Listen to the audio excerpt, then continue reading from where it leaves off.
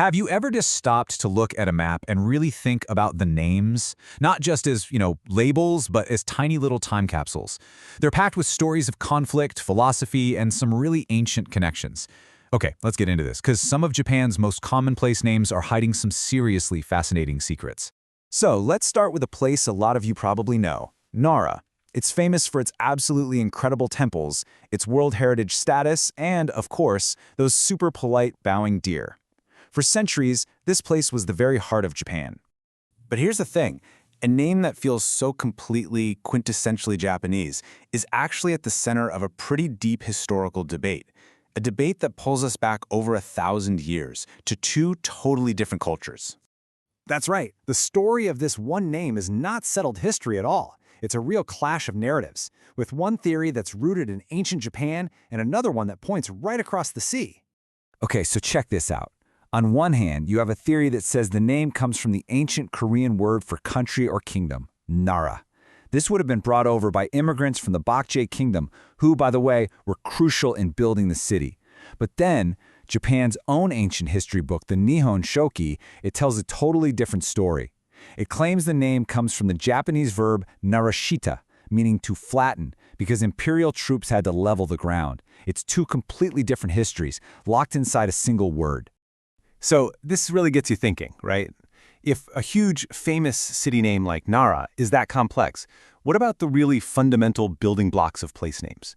What kind of stories are hiding in the simple words for village and town? All right, let's start with the basics. You'll see this character, Mura, pronounced Mura, everywhere in Japan, and it just means village. Think of a small community, a classic rural countryside kind of place. And then you've got this one, Machi, pronounced Machi.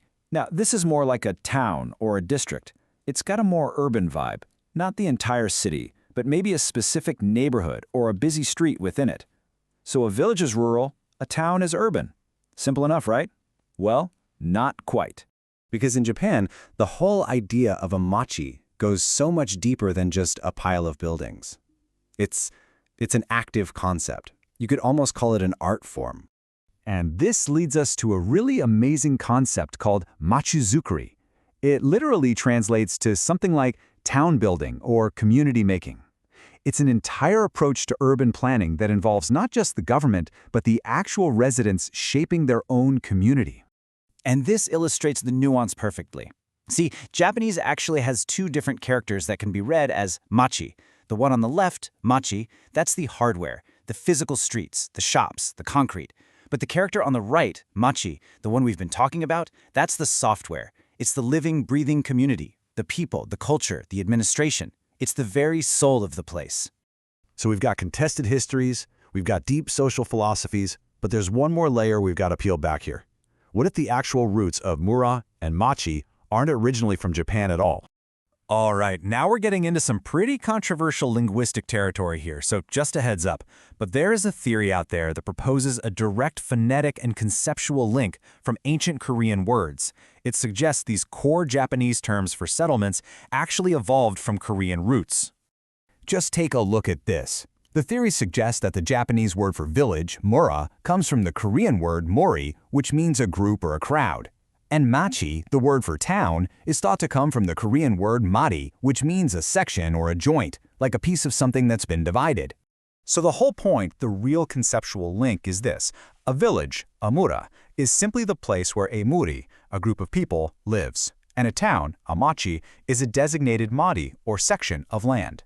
When you think about it, the logic is surprisingly direct. And I know what you might be thinking. How can sounds change that much? Well, the theory points to known patterns of how sounds shift over time. For instance, it traces how that Korean word for joint, madi, could have evolved. It might have first shifted to body, and then, eventually, to fushi, which is the modern Japanese word for a joint, like the kind you find in a stalk of bamboo. It's a pretty wild look at how languages can just morph and evolve. So after all of that, what's really in a place name? Well, yeah, it can be just a simple label on a map. But as we saw with Nara, it can be a contested piece of history. With Machi, it can be a whole social philosophy. And with both Mura and Machi, it can be at the heart of a huge linguistic debate, a living connection to an ancient shared past. When it comes down to it, a place name is just never just a name. It's history, philosophy, and identity, all captured in one single word. They're like little archives, hiding in plain sight. Which really just leaves us with one last thought. The next time you walk down a street or drive through a town, just take a closer look at the names on the signs. What stories are hidden in the places all around you?